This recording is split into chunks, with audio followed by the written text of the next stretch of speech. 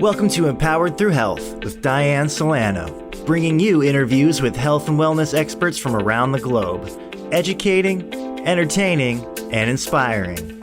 Empowered Through Health starts now.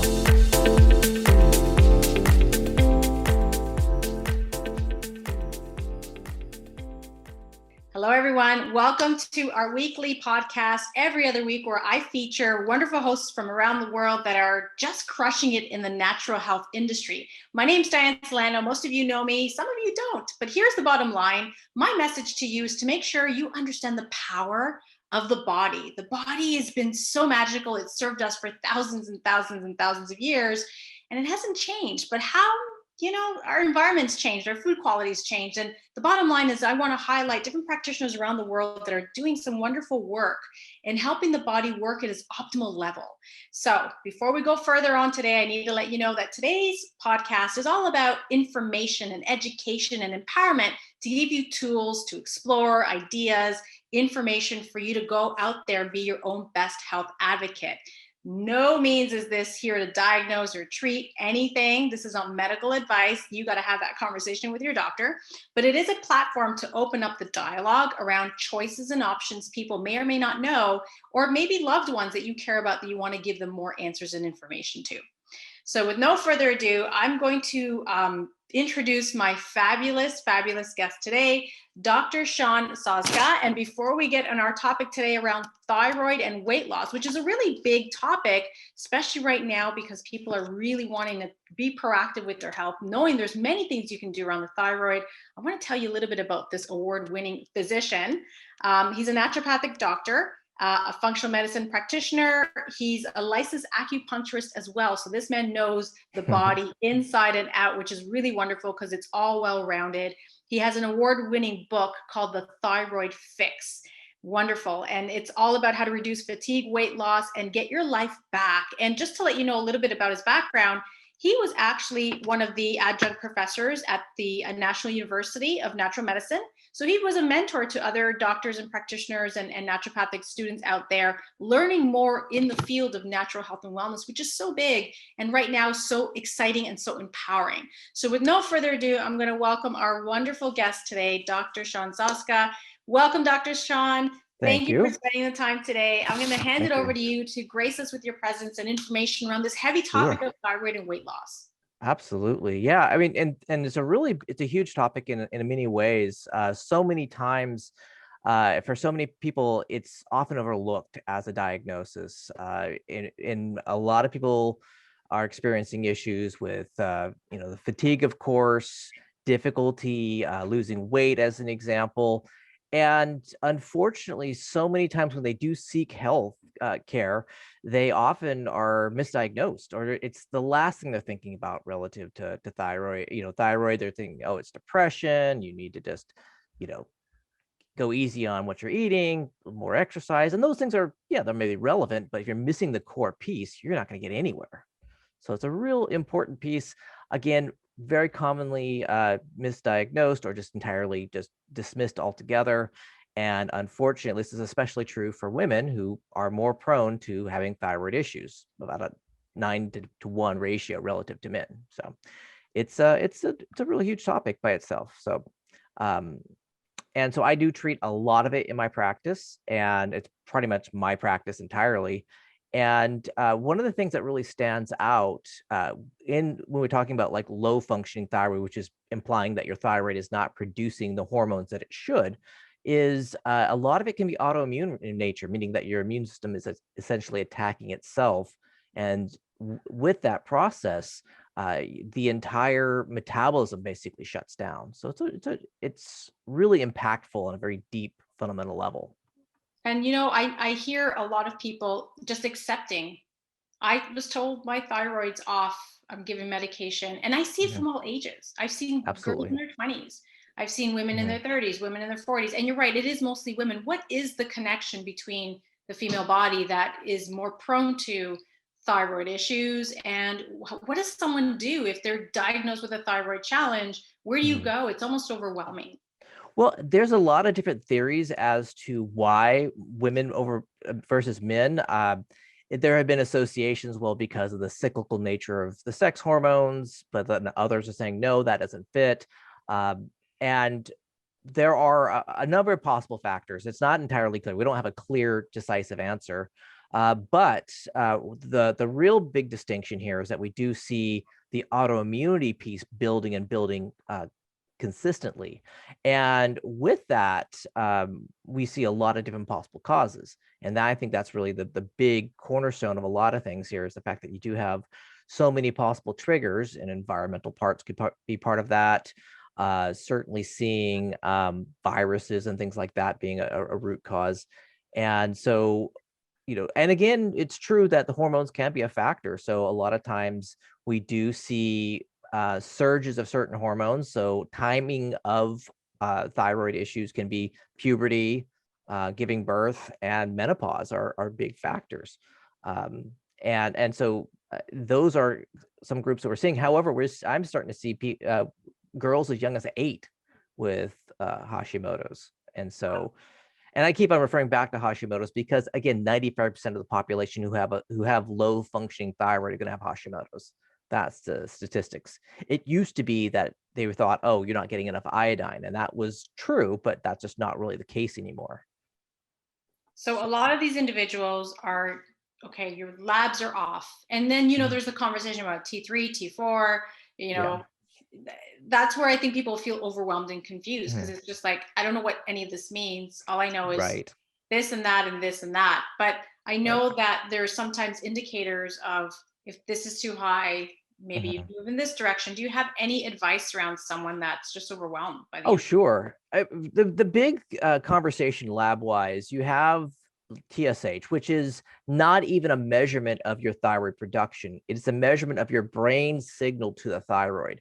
And for that reason, it doesn't really give you a sense of output. It gives you a sense of like, oh, there's a feedback mechanism, assuming, and this is where a lot of conventional medical doctors go wrong here, is they assume that if your TSH is responding normally to thyroid production is going to be fine. But a lot of times there are hiccups in the process. So really, when we're talking about thyroid, you got TSH, big player, not the only story in town, but you can measure the actual hormone production, which is going to be your T4 and your T3.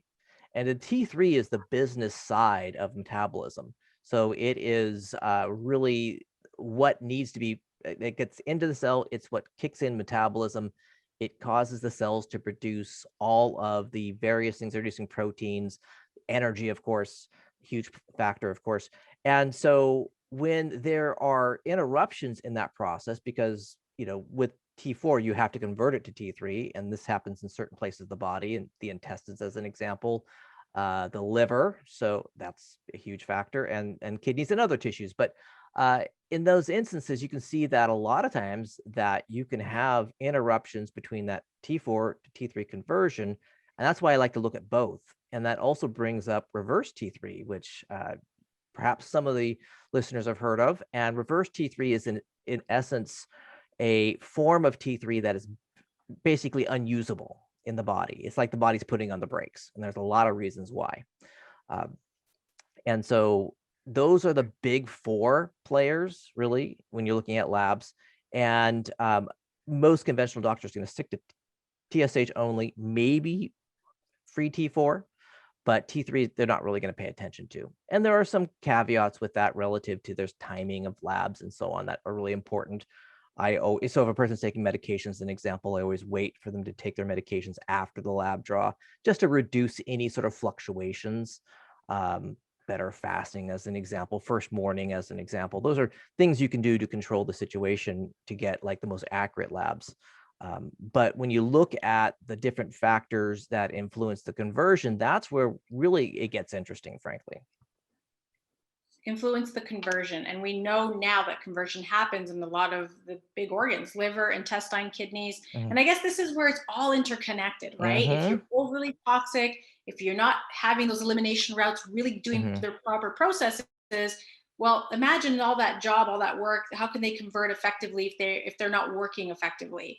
And then, of Exactly. course, the stress and the hormone Mm. changes in life. You see a lot of Mm-hmm. women after birth, they have thyroid issues, right? Mm-hmm. Menopause, thyroid issues. So, what does a person do if their labs are normal, but they feel Mm-hmm. like their hormones are not working right and thyroid could be an issue? Does that happen a lot? Because you do mention Yeah. that TSH is usually the indicator for the Mm-hmm. conventional medical model. Mm-hmm. And there's probably a lot of people on this call that says, hey, my family doctor, my conventional doctor Mm-hmm. said everything's fine, but I don't think it is. What could they do?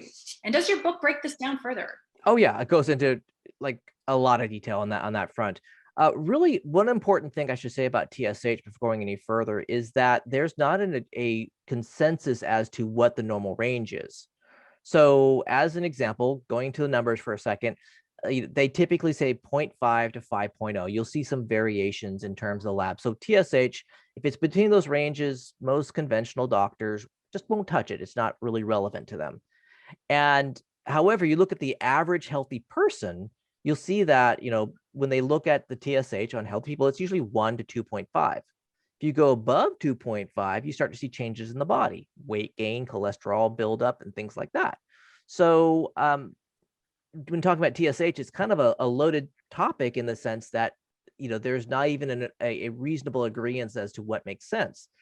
I think generally in Europe, they're more likely to kind of look at a lower number, depends on which organization you look at among endocrinologists and things like that. So that's a huge topic by itself.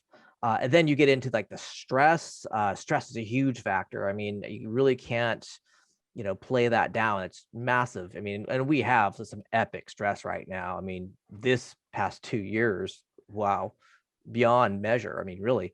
And so stress, things like viruses, the digestion, like you're saying, all part of it. So really, when you're looking, going back to the question specifically, when you're looking at the labs, they look normal. Are they really normal? You have to apply functional levels like TSH, that really narrow range. Look at the T4, T3 if those were run. If not, get those run. Then you want to make sure that they're in range. And if they're really off, because I mean, if you're right in the middle of range with T4 and it's bottoming out T3, conversion issue right there. So I know that's getting some nuances, but that's a sort of attention to detail is needed to really suss this out. And that's exactly it. I know that this topic is overwhelming to the average person, even to Mhm. the, nutrition student. Like there's a Mhm. lot of health professionals Mhm. that want to help people, but then they hit the thyroid wall. It's like, oh my God, there's all Right. these variances and there's all these Mhm. possibilities around it. So the way I Mhm. see it is, okay, you've been challenged, get some blood Mhm. work, get some clarity, get some answers. Mhm. Go outside the box. I'm a huge fan of stepping outside the box, especially Mhm. on this topic. And then there's three buckets to start exploring, which is, has there been a stressful situation in your life or a change? Did you have a Mhm. baby? You're hitting menopause? Are you going into peri? And correct me if I'm wrong. Is there like then the environmental bucket? Am Huge. I detoxing properly? Am I moving my bowels properly? Have I Mhm. decided to do a cleanse lately? Maybe that's something I should Mhm. be doing annually. So Mhm. I'm a big fan of, it's easier to stay out of trouble than to get out of trouble. What Mhm. could Absolutely. a person that's somewhat healthy, maybe has a bit of weight challenge, not necessarily thyroid disruptive there Mhm. yet. And if you're Right. female, you don't want to Mhm. increase those chances. What could you do also from a preventative side? Well, I think things like detoxification, exercise is a huge factor. And then really some major mind body elements, how you dealing with your stress. I mean, there are a lot of really great meditative approaches, things like that. Those are some foundational pieces, but I think it really comes back to detox. And then frankly, looking at your diet in general. I mean, you don't need to have a really profoundly strict diet all the time, but get rid of the junk. I mean, and the processed stuff. And unfortunately, so much of our modern culture is built around, you know, these slogans and advertising dollars and eat this because, well, the TV told us to. So, so Yeah, and you know what? Food is medicine. It really is. It absolutely gets broken down into the body. Our bodies have thrived for thousands of years on nutrition. That hasn't changed in the last 50, yet the food industry has changed, right? What your great huge. grandmother ate Mhm. 200 years ago is not the same quality that it is today, Yeah. nor were we having packaged, processed, you know, Mhm. industry lab made food with all kinds of flavorings and enhancers and coloring. Mhm. I mean, our body has to do something with that. Absolutely. So I'm a big fan of clean eating, whether you're Mhm. going vegetarian, whether you're carnivore, that's a whole Mhm. other show. Yeah, yeah, totally, totally. But it's about clean. Well, yeah, not only that, but a lot of our packaged food, we think about the food itself, but we don't think about the consequences of the packaging because that gets into our water supply breaking down. And then we got all this toxins that are from the packaging itself and the food. So it's a double-edged sword, and we're getting cut on both sides, frankly. So yeah, it's the toxic component's huge, and then likewise, we see that there's actually a lot more, even more hormones in our water. Our water Yeah. system doesn't filter hormones, and so every gender is getting maybe more hormones than they need, perhaps depending on where you're at and the circumstances around that. But that's another huge topic too. And then likewise, going back to the gut as an example, we see a lot of issues around that really kind of lead to, like, say, Hashimoto's, bringing that back up.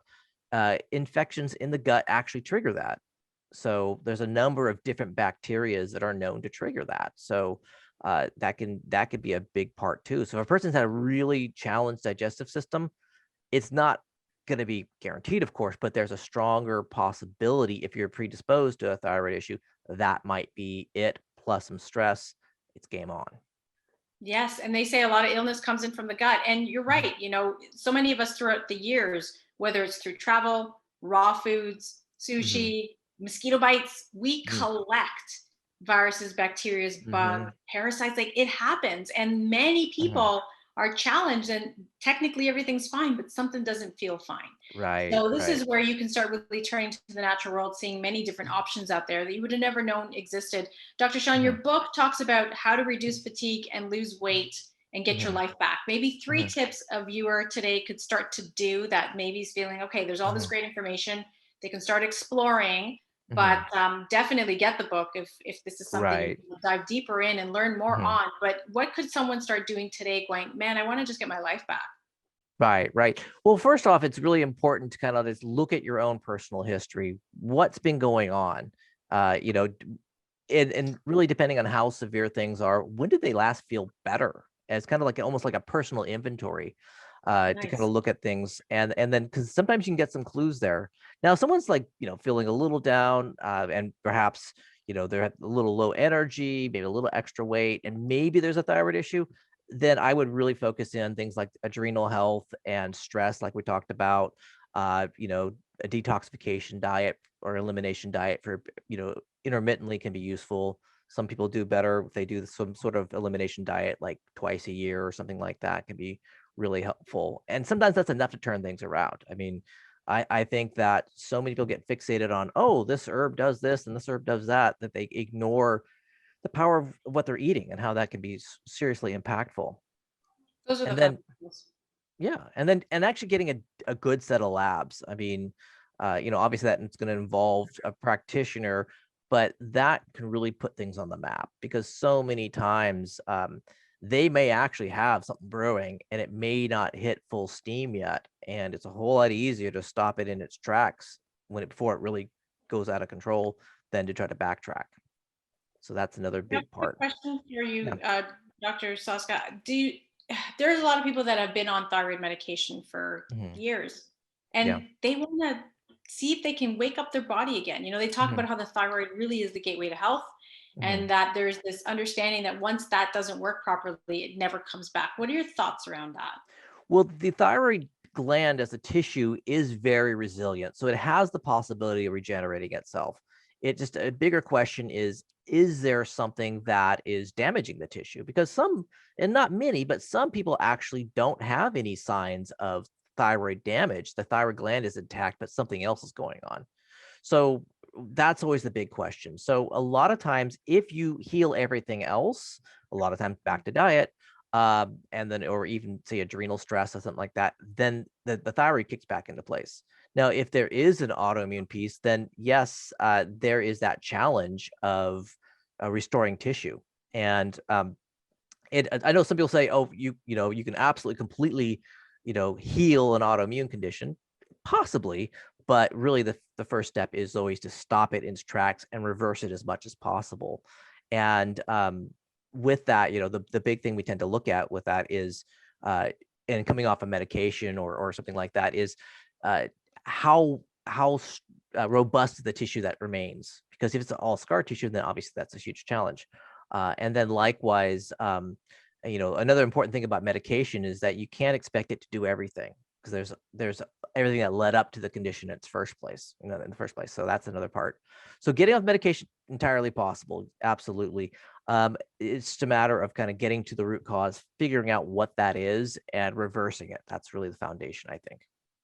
That is a great statement. Getting to the root cause. So, Mhm. could we say that if a person is diagnosed with a thyroid Mhm. issue, Mhm. that there should be nudged to go a little deeper and start looking at what could be the root cause? Because you don't just magically wake up and all of a sudden your thyroid's done, right? Like the light Exactly. bulb burnt out. It's Mhm. almost like what is going on that's deeper that the Mhm. regular medical conventional model just doesn't explore, but that's up to you, and that's the reason for the show, is to give you ideas. Right, right. And absolutely. And there are a class of practitioners who are looking at this. I mean, the functional medicine world, it's our jam, honestly. That's what we do. We're looking at all of that. And so the, you know, the conventional model is like, oh, take this medication, we'll just figure out your dose once your thyroid is basically burnt out. And that's like watching a car accident in slow motion. I'm just not having it. So I always like, okay, let's figure this out. Let's go in your history. Let's figure out how this started. I mean, and you know, backing up, you know, going to Hashimoto's, the antibodies will show up months or even years before any signs of low functioning thyroid happens. So sometimes you need to cast the net a little wider to figure out what might be the triggering point. And some people come in, they're like, okay, on February 12th, you know, 2003, this went down. I'm like, okay, now that we know. And so we try to work back. And sometimes it's like, I start feeling kind of off about 6 or 7 years ago. And you kind of have to do a little bit of a kind of chronological roadmap to figure out what's going on there. So that's kind of the way you have to look at it. I mean, and honestly, for anybody who's like dealing with something like this, do a history, write your own history. I mean, because it's going to be adding clarity for you. And then if you present this to a person, they're going to be like, oh, okay, a functional practitioner, they're going to be like, okay, I see where we're going with this. So it could be of profound benefit, I think. That helps a lot. And you're right. Mhm. The body's really honest. It doesn't lie. It's Mhm. always speaking a language. The thing is that when we ignored it, it gets louder and louder and louder. And it takes time. So it took years for your thyroid or your Mhm. autoimmunity or whatever it is that was the underlying issue to build. It didn't just Mhm. happen overnight. So when people start Yeah. making changes, don't expect it to be overnight. Like the Yeah. diet, the clean eating, do that as a Mhm. gift for you, not something like you have to do, Mhm. but something that you're going to Mhm. gift yourself. Mhm. Worst case scenario, you're going to have better energy, clearer skin, better Yeah. mental focus. I mean, Mhm. bring it on, because at the end of the day, it's a gift for you to be more conscious about what you're eating, the choices you're making, and then connect with a Absolutely. practitioner like Dr. Soszka. There's many other people Mhm. out there Mhm. doing great work. Get Absolutely. educated. I think education's power. So yeah, definitely pick up your book. Maybe you can show it for anybody Sure. on the recording that's Yeah. watching the video portion This of is the right here. show. There we go. The Thyroid Fix thyroid fix.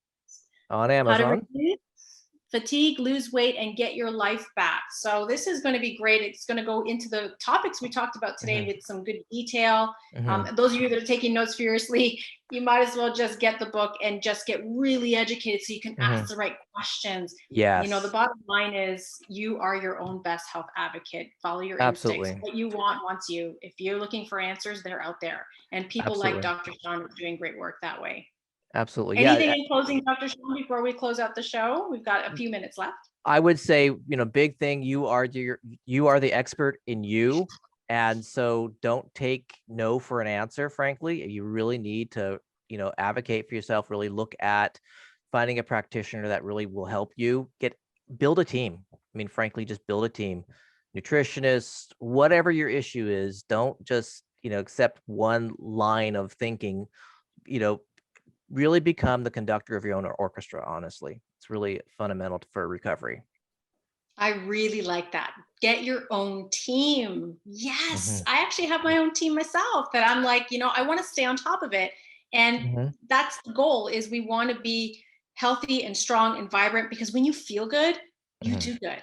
And everyone Yes. needs to be at their best so you can show up Hmm. at your most powerful you, whether you're a Hmm. mom, whether you're a dad, a CEO, a Hmm. Hmm. doctor, dog walker, it doesn't matter. Hmm. If you are vibrant and full of energy and full of life, well, now you're showing up powerfully into the world. And that's what we want is to help bring you that Hmm. kind of information. So we're going to wrap it up today's show, letting you know that you have answers and they're out Absolutely. there. Please go and Hmm. seek them. For those of you Hmm. that want to be part of our community, you can follow me on Instagram, the Dianne Solano, that's with two N's.